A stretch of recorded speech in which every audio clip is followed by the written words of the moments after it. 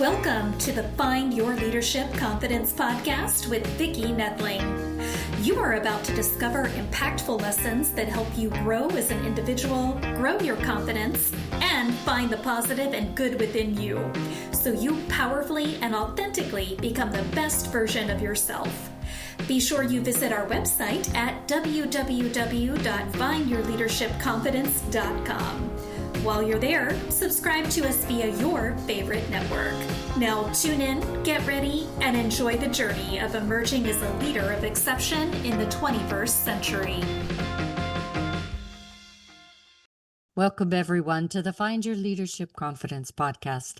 I'm your host, Vicki Noethling, coming to you from Roswell, Georgia. The goal of this podcast is to bring topics and guests that will empower you to become that confident leader and take your business and your life to the next level. Today, I am pleased to bring to you Walter Dusseldorp. And let me tell you about Walter. He is the Dutch mentor, bringing a wealth of knowledge and experience in personal development and mentorship. With a passion for empowering individuals, he shares insights on overcoming challenges, cultivating a growth mindset, and unlocking one's full potential. He offers practical strategies that can be applied in your lives, whether you are seeking career advancement or personal fulfillment. He also offers unique perspectives on leadership, resilience, and the importance of mentorship in today's fast-paced world. By sharing real-life experiences and success stories, his aim is to inspire audiences to take actionable steps toward their goals. So today we're going to talk about how to differentiate yourself from the masses. Please join me in welcoming Walter Dusseldorp. Walter, so happy to have you and to do this conversation today. Good morning, and thank you for allowing me to come on this great podcast and help share a couple of words of wisdom with the audience. And as we always say, listen, I love teaching, but I love learning. And so I'm looking forward to do both of those this morning. Fantastic. Yeah, it's really, and a lot of things that you that we talked about just now in your intro align with what my thoughts and my mindset is in terms of leadership and really the value and the necessity to have mentors. I've had the privilege of having great mentors all my life, and try to, give back those things that were wisdoms and advice that it was imparted to me. So I'm very anxious to have you share again your insights and your experience. But before we do that, we start with two easy questions. I always say this, but sometimes they're not so cut and dry. So first, where do you live? Where do you call home right now?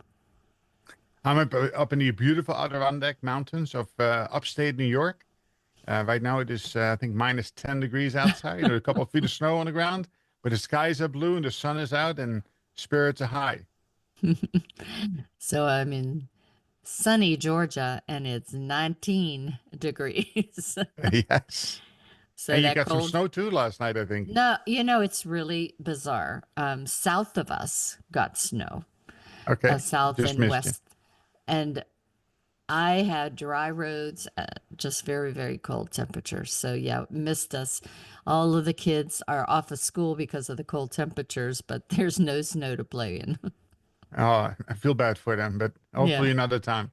But I know yeah. how it disables the South when there is a little snow ice. So It's not so be safe out bad. there. Not not terrible as, when I moved here in 86, it was not a good scene. But after 93's Snowmageddon, we got snow removal and There you go. brine and salt and all those things that it's not as terrible. We can at least anticipate some. But Good. let's talk about your journey. I shared, what you do today and all of the great accolades about that. But I always want you to talk about your journey and really to emphasize that it wasn't a straight path, that there were twists and turns and challenges that you faced and had to overcome so that our audience know that it's not a, overnight success generally. Yeah, great question, right? It is really starting off at the beginning of a journey. I always say, in order to get the credential of a mentor, you need to have experiences, and Yes. all those experiences cannot all be sunshine and flowers, right? It needs to be, Yeah. lots of failures along the way. So my story really starts back in Holland. I was born and raised in Holland. I came to the United States when I was 18 years old. I literally had a rucksack full of clothes and $500. I lost all that money to a street peddler who tried to sell me a camera. When I went back to my room, I found nothing else but wet newspapers and $150 left in my pocket. So I first, right out of the gate, I had to be a survivor. I had to be creative, I had to be innovative in order to be able to get through the day, the week, the month, and to find my path forward. And one thing I learned early on is resilience and hard work. And a positive attitude really helps, and you open up doors and Yeah. create opportunity for yourself. But it really started early on in my life that I wanted to, all of us growing up did not know, what am I going to do with life? How am I going to have an impact on life? And I was a confused teenager. I did a little bit of this. I worked on the farm and I worked at the butcher. But always in the background, the two things that stood out that I always loved. I loved going to the doctor and I loved medicine. And I was exposed early on to lots of what we call F-16 dogfighting over the skies in Holland on Tuesdays and Thursdays as the NATO troops prepare for the inevitable war that with Russia that luckily never came, of course, by the USSR. And I took those two things forward. And when I came to the United States, even though I was on the path of wanting to go to college and become a doctor, that got disrupted and disrupted because of I did not know who I was as a person. Yeah. And I had to go through that difficult time of being on my own and being away from my family in a new country, the new language, and find through that struggle, I ended up helping find myself, both the entrepreneur. I owned a bakery, delicatessen bakery, and I took that and went into medicine as a local fire department and ambulance, and found passion and purpose in helping people, and that really goes Yeah. back to my roots. And in that journey of really hard work, 40 to 80 hours a week, I was able to really make an impact on the people, the patients that I treated. But I had a yearning for something more, and that was leadership. So through my experiences of what I saw around me, bosses who were treating me poorly, who were treating the rest of the crew with harshness and yelling and screaming, it's like Yeah. this directive leadership that there has to be a better way.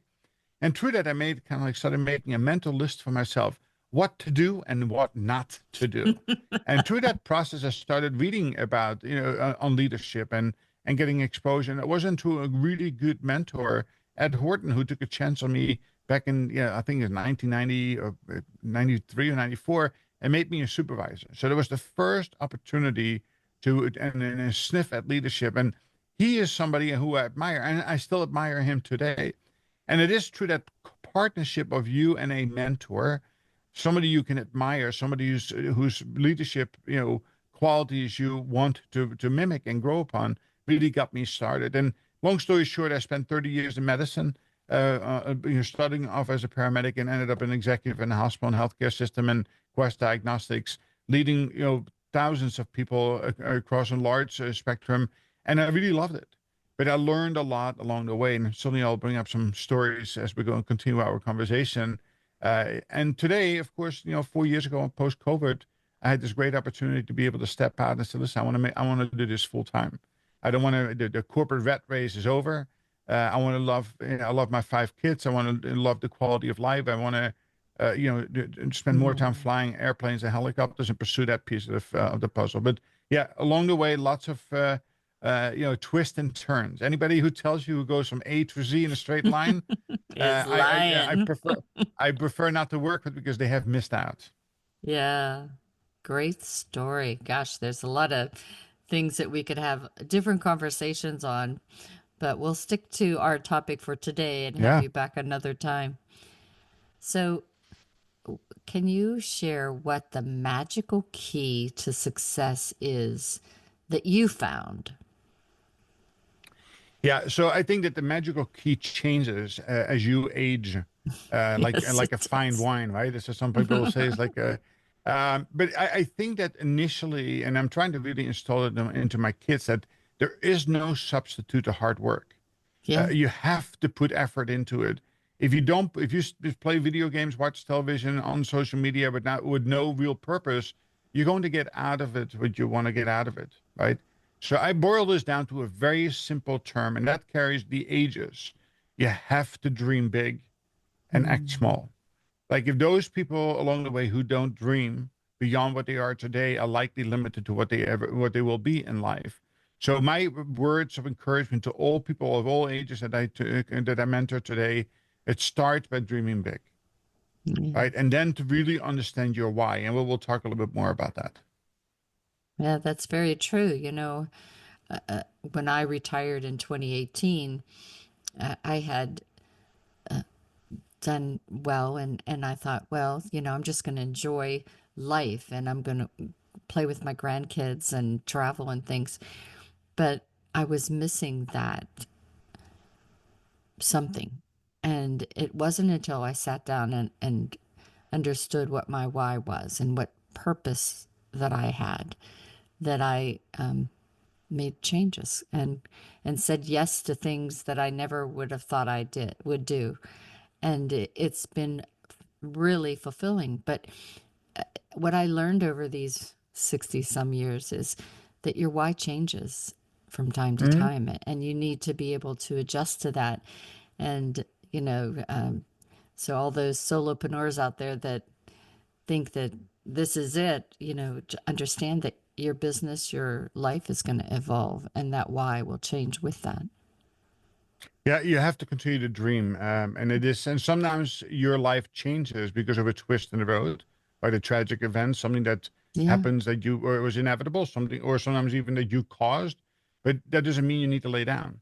You just need to Mhm. readjust your dream, and again, it is what you do every single day to pick up the pieces, to start over and fight hard, work harder, in order to be able to reach that dream. And then once you reach that dream, set new boundaries, right? To elevate Mhm. that. Now, for example, I work with lots of people who are near in retirement. Well, that's a dream too, right? You can't just go into retirement on a hope, right? You need to Mhm. dream about what that looks like, and then you need to take small action steps to prepare for retirement, so you Mhm. can live that dream afterwards. Albeit traveling 6 months out of the year, starting a small little farm, or living, in a log cabin up in the Adirondacks, and enjoying life and contributing to the local community and lower the cost of living.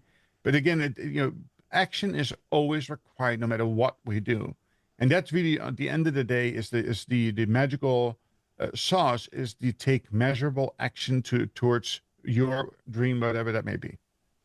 And I think that really ties well into the theme, differentiating Hmm. yourself from the masses, because uh, the masses just think, well, what's the easy road? What can I do quick? How can I get rich quick, kind of thing, and forget about the those small steps to take, and maybe become overwhelmed by that ultimate big dream, and forgetting that that big dream is a series of small steps on your journey. Absolutely, and I can talk about that, in my life and different things. But I'm going to bring something to the forefront that only has happened to me over the last year. Right, I part of my retirement plan or transitioning in life plan was to spend more time flying, and I always wanted to learn how to fly a helicopter. So, and I've been a fixed wing pilot since early 2000s. So I said, listen, let me make a commitment over the next 2 years to become a certified flight instructor and instrument, and I should be finishing my journey and having that completed by January 29th, next week, on my birthday, by the way, Oh, wow. that I've completed that journey. But along the way, I said, how can I have a positive impact on others? And people, my kids say, oh, you have Instagram and YouTube, you have to put yourself out there. And I did that as a coach and as a mentor. I said, let me put something out there with flying wise. And I got the advice from somebody who been there and done that. I said, listen, there are three key ingredients to your success. You have to add value, you have to provide quality, and you have to be consistent. I said, well, listen, those are my life themes, right? Is how can I make that differential? So I applied that to what I did on the Fly with the Dutch Mentor Instagram website. Don't ask me how, but it has 140,000 followers. It has 50 million views in the last 30 days, and it continues to grow. Why? Because I applied just simple 3 steps, right? Add value, add quality, and making sure that you're consistent. And that goes back to your differentiating strengths that you're talking about. Right? Mhm. What is it that I need to do? And if I ask 10 people who, are you ready for an interview? And 9 out of 10 will say, I'm ready to rock it. So, well, let's have a conversation about that. And I ask them a simple question. Tell me about your why. And nearly 90+% of them have no idea. They can tell you about their what and their how, but not their why. And if you want to differentiate yourself from the masses, you need to understand your why. Your story needs to be unique, right? Because if people go to interviews and they say, I can't get to the second or third round. Why is that? Well, are you presenting yourself just like the other 20 candidates that come? And likely, yes, that's the case. So learning to differentiate yourself, and those are the three things. Go back to it. You have to add value to the organization. You have to be quality oriented, and you have to be consistent, right? So taking that into the why question really allows you to differentiate and accomplish the things you set out to do.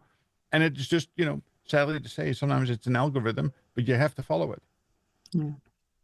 And even if taking that outside of the social platforms, I was judging a FBLA content of speech thing, so the Future Business Leaders, and just was talking with somebody in the beginning before we got started during our, I guess, orientation time, and just chatting about what I do and just having a conversation with them. And through that, just naturally, my why came out. And this person was, I need to bring you into my business. And I wasn't trying, I wasn't interviewing, I wasn't pitching. I was just doing the natural thing that I do. And I think everybody needs to remind that where you and how you show up every day can bring opportunities to you, and just being your authentic natural self, and your why will come out. Yeah, it is. It requires self-awareness, right? It is that, the funny thing is I always teach the folks who work for me is that always remember that it is no different in Disney, that, every employee is really an actor that is on stage, right? Wherever you go, you carry the image of Disney with you, and you have to act accordingly. Now, of course, I want people to be their authentic selves while they carry their personal brand and represent the brand if they work for somebody else. So how to do that, right? So it is raising self-awareness is the foundation of self-development and becoming a highly effective leader. And too many times people are who they have seen around them for the last, 5 to 10 years. But that might not be the really authentic you, or it might not be the right ingredients to become a highly successful leader, or the image that you want to set forth for your children and grandchildren. So to go but take a step back and to really deeply understand your why is something that I refer all my clients to. Go to Simon Sinek, read the book, starting with the why, or watch the 18-minute YouTube clip on online, and learn about your why, not the what and where, but your true why itself. And then start peeling back that onion. But even more importantly, Vicki, it is people need to learn to tell short stories. Yeah. Right. That under minute type story. So you have to find that hook. Then you have to get a little bit of the body in there, and then you need to have to close it. And learning to tell stories from your authentic self that still come from your heart without feeling it is rehearsed or you're reading it is really the key to really differentiating yourself from the masses. Yeah. So you talk about the upper brain thinking. Share with the audience what you describe that as. Sure. It is, and that's one thing is that we struggle with almightily, right? It is that we tend to be very reactive by nature. So I challenge all my mentees to write down 3 letters on paper: E plus R equals O. That events in life are going to happen. There's nothing you can stop, right? We're going to have cold weather, we're going to have snow, we're going to have ice, we're going to have tragedy, we're going to have happiness. Yeah. It is, the outcome of those events often depends on how we react versus respond to them. And reacting is what we tend to do. Without a lot of thought, we say things or we do things, and then we have an outcome. And often if you reflect back upon that, the outcome is not exactly how you would like to form and shape it. Reactions come out of the lower brain, that fight for flight type neuro response that really, is immediate. What we want to do is we want to slow down the train. We want to be able to absorb the information and then process the information and then do some logical risk assessments or, thinking about what is the right way to respond that represents me, my ethics, my morals, and how can I deliver an outcome that I desire. So we need to learn to respond to these things, and that's upper brain thinking. And so people challenge me, well, you're a paramedic. What happens if somebody drops dead in front of you? What are you going to do? Well, there's some root thinking as well, right? I've practiced over and over and over what to do. But you know what? Even without having to think about it and process, I still started off with my A, B, and C, airway, breathing, circulation, right? So you have learned behaviors over time. And as long as those learned behaviors are the right ones, that is responding, right? It still takes me nanoseconds to assess the safety. Because before A, B, and C comes safety. Is it safe for me to proceed to say, to assess airway, breathing, circulation, or the business scenario, or whatever may be the case? It doesn't make a difference, whatever event it is. So again, learning to slow things down to the extent that you can process the information and make a quick analysis that however you respond is going to give you the outcome that you desire. And that is really a key in life, personal and professionally. Yeah, great advice for sure. So when we talk about differentiating ourselves and as leaders, the difference between a manager and a leader is, a leader really looks at building trust and knowing, liking, trusting, and then that allows them to be more engaging with the person. So how do you teach your mentees how they can be stronger in that area of building trust and engagement with those that they work with, that they play with, all the things? Great. Yeah, great question. Again, if we don't work on that aspect, again, they come out in these interviews as like everybody else, right? So what we want to do first is start with self-awareness, right? Really understanding who am I as a person? What is my true purpose and passion? And it's a 4 piece for me: purpose, passion, people, and process. What processes do I want to work with, and where do I want to work? Right? That if you have that control, if you have that luxury to think about it, always take that to heart. The second part is to develop your personal brand. Who am I? What kind of a leader am I? What are my true strengths? What are my differentiating strengths?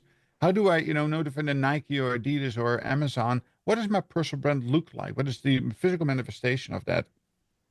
But we also want to do a check-in. And that's where the really differentiating comes in. Meaning, I have a perception of myself, my reality. But my reality doesn't really matter that much. It's how am I perceived by others. So we have to become vulnerable and ask the people around us, what are my strengths? What are my weaknesses, blind spots? What should I do more of? And if you do that in a comprehensive way, simple but comprehensive way, you get to learn from others around you. And when you see things 2, 3, 4 times, that becomes a differentiating strength. If you see it 2, 3 times as a blind spot, that is your weakness. Raising awareness around that is the start of your journey to become a highly effective leader. And then it is really going back to what kind of a leader do I want to be? So as a mentor, I propose to all of my leaders, the mentees, to say, listen, let's build you up as a situational leader, meaning a servant type leader, somebody who can lead with confidence, but humility. And then it says, okay, do I lead with pride and ego today? Or do I lead with dependence or interdependence or imposter or what kind of, where are the gaps between where I am today versus where I would like to be? Now, once we understand these gaps, we start filling the gaps with small exercises. And for example, there's lots of introverts who are brilliant, who want to be leaders, but they have difficult to have a conversation. So we make little building blocks. But the key to success, Vicki, is not for me to talk about it. The key to success is for each person to take an actionable step. So early on, I teach people how to develop a scorecard, how to set small measures up for self, my Zen measures, right? I want to drink more water per day. Well, how much water? How many times? How well do I do it? How to change habits and behaviors into new normals. And that is where the foundation of self-awareness and self-development comes from. And then I have some key aspects of leaders, of what are my responsibilities. I wrote a book about that. How to motivate and inspire, and how to build these meaningful partnerships. It is the combination of these factors that now is really focused on you as the leader, right? Leaders need to lead, and then we manage process. And that is really often, the biggest gap that I have found in the workplace, that, many very well, performing, high performing employees are elevated to leadership, but then are Right. never given the time and effort to develop them as leaders. So you That's have this exactly big right. gap, Mm-hmm. right? This what I call the valley of despair. And all of a sudden, these high performing employees in this role of continue to do while they should be Mm-hmm. leading. And, they often find dislike. They don't really feel comfortable there. And some people force their way to it. Some people are smart enough to get a coach and mentor and help them lead, develop their way to it. But yes, we as leaders, executive leaders, need to do a much better job in supporting people in that process of team leader, supervisor, manager, director into the AVP role. They all should have full-time mentors for these folks on a daily and weekly basis in order to be able to get the most out of them. And I think that's Yeah. where the largest gap in the industry today. I agree. I mean, that's what really drew me to come out of retirement was I was seeing so many young people that had no mentors and there was no offer of leadership training for those middle managers or even young executives. It was only the C-suite that were getting some things. And then at that point, it's really kind of late in the game to do that. So definitely. So let's talk about teams now, because teams can be very diverse. They can be remote, and that adds its challenges as you lead. It's a lot more hard work that's necessary. And so, talk to us how you get your teams to perform to the next level with becoming not only team members, but really future leaders. Yeah, great question, and especially in today's environment where you have this hybrid or full Yeah. remote or on-site. In fact, well, it starts with a simple thing. The responsibility, the key responsibility of a leader is to love those that they lead. So they need to get to know each Yes. individual that they lead on a much deeper, genuine level. And the key to that Mm. is to understand the intrinsic values of the persons that they lead. In the process of discovery, they get to know the person and what inspires and motivates them to come to work and bring the best out of them. Now, Mm. some people say, grow me, develop me, challenge me, while others say, just inform me and hear me.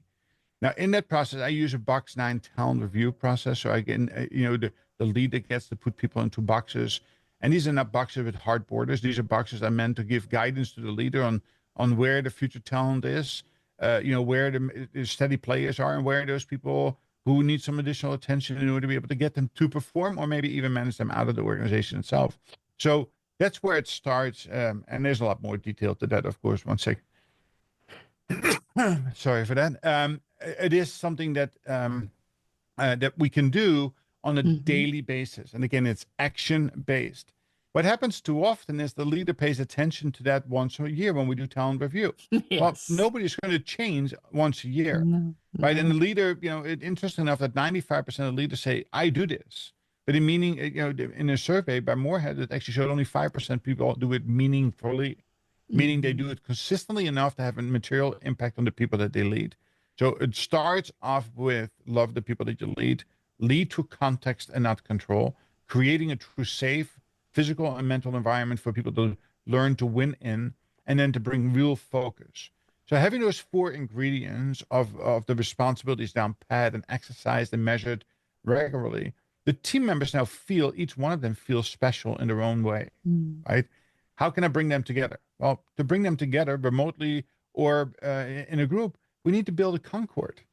We need to Mm. have the foundation needs to be about, common bond, a common understanding. So you as the leader represent the North Star of your organization. Well, clearly articulate that, not tell them, but articulate it, explain it in the words that they understand. And that can differ from the person that's in front of you, right? The team's Mm. locations. But once you have that, you start, the foundation is trust. If there is no trust, there's nothing else. Yeah. So Yeah. in order to get a performance, you need to build trust, you need to build engagement. And all your efforts at that point forward needs to be around that. So, and it is not by telling people what to do, but getting people to buy into what it is that you need to do. So building a team concord, come up with a funny name. Let the team members decide, what are my values as a team? What do we Yeah. stand for? What are the team rules? And as they bond together, now we have the right people. We have a team concord. Now you want to understand what is it that they can do in order to meet the expectations of the bosses, that North Star, and how can we hold ourselves accountable to that on a daily and weekly basis? And what actions and countermeasures do we need to take in order to get there? And again, I'm describing something that is in the Operational Rhythm book that I released last month, but that's the magical sauce of the team Yeah, itself, right? It starts absolutely. with that. You know, I I never really I didn't realize how how important this is until I went to a 3-day retreat, if you will, in Vancouver or Calgary, and it was a thing called The Gift. And the very first moment where 30 or so of us walked in this room, chairs all gone, just standing around the room. And the instructor said, I want you to go up to each person and say either I trust you, I might trust you, I don't trust you. And it was amazing how many people came up to you and said, I don't trust you. You Mm. had not spoken to them, you hadn't, but just the look of you, and there were just so many people that have trust issues. So it was really telling that how important engagement is, because you have to earn people's trust. And so if you aren't doing, as you were describing, that consistent, daily, authentic, sincere, trying to get to know the people, know what, as you said, their values and their family and everything that makes them tick, you won't earn their trust. After 3 days of us really getting to the point where you got really raw and some people cried and all these other things, it was interesting when we did it again, the things changed. Mm-hmm. And that was just such a telling thing, because I think a lot of people go in and say, well, I'm a great person, I've got this position, people, of course they all trust me, but not so much. Yeah. I think that people are inherently non-trusting, Yeah. and you need to, and like you say, you need to earn that. But we need to set. Not only do we need to put daily effort into building that trust, but for example, I love organizations that do annual employee engagement studies, right? Yes. Because it's just another checkbox, but Yes. then they do nothing with it. So that there's nothing Mhm. erodes trust more than ask me how am I doing. I'm telling you what is wrong with the organization, and then you don't make any changes to it, right?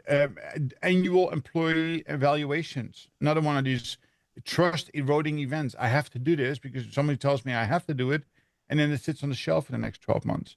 It comes back down that the leader, and that's why the span of control is so important, that it should be 8, 9, 10 to 1, and not 1,000 to 1 or 500 to 1, is that the leader should be able to spend enough time with each person, or a mentor should be spending enough time as an Yeah. intermediary to build that trust and truly listen to the people that you lead, and to help them, make the changes necessary to feel that they're part of a team, that they feel they are Mhm. appreciated and truly loved, and that really helps with managing people up.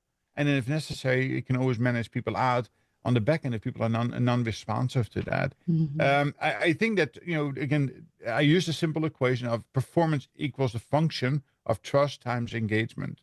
If you Yeah. get that right, all the things that we always desire, productivity, safety, quality, growth, cost containment, efficiency, transformation, all these things will come, but you cannot skip on those two things.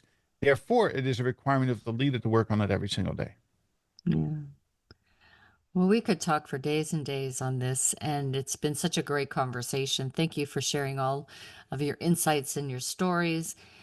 But I'm sure the audience thinks, well, I need to get in touch with Walter and carry this on. So I have a slide that has Walter's information as well as some visual of his books that you might want to pick up. So if you're watching, you can get a screenshot. If you're just listening, I will read the information. So you quick go run paper and pencil so you can capture that. But it will be on my YouTube channel, Vicki Noethling. So please subscribe, as well as my findyourleadershipconfidence.com show notes. All right, so for those listening, the website is thedutchmentor.com. Again, that's thedutchmentor.com. On LinkedIn, it's Walter Dusseldorp MBA FACHE, and some numbers. Just search Walter, you'll find him. There's no Dusseldorp out there, he tells us. So yes. And YouTube is at The Dutch Mentor, and Instagram is Fly with the Dutch Mentor. That's the one that he had all those hits and large following. So check out that Instagram, Fly with the Dutch Mentor. I'm going to turn it over to Walter. He's going to tell you what you can find if you go to thedutchmentor.com, as well as what some examples of what he might put out on social media, and anything else that might help you. Again, we see his books are right there. The Operational Rhythm is the newest book he just put out. So again, if you have interest in any of those things, please do reach out on LinkedIn or his website to be able to contact him as quickly as possible. But Walter, tell them, what can they be looking forward to seeing on that website or social media? Thank you, Vicki, for taking the time to do this. On my website, like I hold true again, is that I try to add value, provide quality, and be consistent. You can find all of the information I just spoke about with lots of testimonials from previous mentees about why it is that what I do is different from most others. And the key differential is that I work with my clients on a weekly basis, either in a membership or a one-to-one or in an organization or as a team over an extended period of time, because I don't believe in what we call drive-by shootings. I don't really believe in that one time, here's education, here's, do this, do that, and walk away from it. I love working with people for an extended period of time. That's where we have seen the greatest results, and that's where we see sustainable outcomes. So you go to my website, I would encourage you to book a free consultation call, right? Top right-hand corner, book a 30-minute slot. Let's have a conversation about your journey. I'm a relationship person. I'm not selling anything. If you believe in the mission that I'm on, I welcome you to come join me. And if you would like to talk to another client, I'd be happy to set you up with a conversation as well. All of my books are supportive to the things that I talk about, and they're written as a guide, meaning that you can literally follow it step by step. There are lots of short stories in it as an examples of certainly some of the struggles that I've experienced in my life. And again, the YouTube channel, Instagram channel is all about paying it forward. Right? On the end of the day, our mission is not to, my mission is not to get rich. My mission is to get the good word out that there's a better way of leading, and that you need to live a full life and enjoy and love the things that you do. And that's really what I'm trying to promote to the best of my abilities. And I get great joy of working out with my clients and seeing them prosper and work for cause that often leads to promotions and transitions that they dream about. Well, Walter, I just really enjoyed our conversation today. Thank you so much for being such an awesome guest. Vicki, thank you very much for inviting me, and look forward to continue the conversation on another broadcast someday. Awesome. Have a wonderful day. Stay warm in Georgia. Yes. And as always, I remind everyone that life is a journey, and it's up to you to enjoy the ride. This is Vicki Noethling, signing off. Thank you for tuning into the Find Your Leadership Confidence podcast with Vicki Noethling, where we share impactful lessons that help you grow as an individual, grow your confidence, and find the positive and good within you so you powerfully and authentically become the best version of yourself. Remember to visit our website at www.findyourleadershipconfidence.com and enjoy even more great episodes like this one. Again, while you're here, subscribe to us via your favorite network. We look forward to seeing you next time on the Find Your Leadership Confidence podcast.